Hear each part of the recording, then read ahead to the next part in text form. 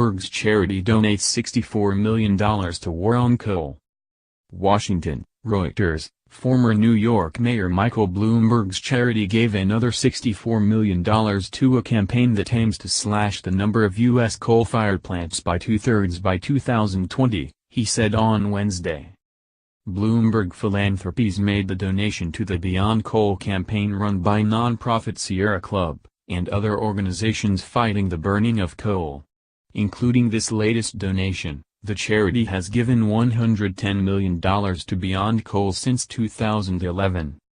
The pledge was made a day after President Donald Trump's environmental regulator announced a move to scrap former President Barack Obama's Clean Power Plan that would have reduced carbon emissions from coal plants. The Trump administration labeled the Clean Power Plan part of a war on coal by Obama. But Bloomberg said that since the plan has been tied up by the courts and never came into effect, the real threat to coal comes from competing power sources, such as cheap natural gas, solar, and wind power, as well as communities, local governments and companies concerned about public health. These are the groups that are fighting a war on coal, and it's happening all across America and they are winning, Bloomberg said at an event at the Sierra Club in Washington. Since 2011, nearly half of the country's coal-fired power plants, or nearly 260 plants, have been closed.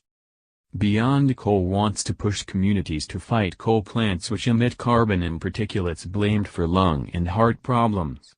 It aims to increase closures to some two-thirds of the U.S. coal fleet by 2020. While domestic coal use is under pressure, coal exports have risen this year amid high global demand. The Energy Information Administration, the independent statistics arm of the Department of Energy, said on Wednesday that U.S. coal exports were up 62% from January to July, compared to the same period in 2016. But U.S. coal-fired power plant closures have continued apace since Trump came to office in January. Last week, Luminant, a subsidiary of Vistra Energy Corp., said it would shut its Monticello plant in Texas next year, joining about 10 other plants that have announced their closure since Trump came to office. Reporting by Timothy Gardner, editing by Rosalba O'Brien.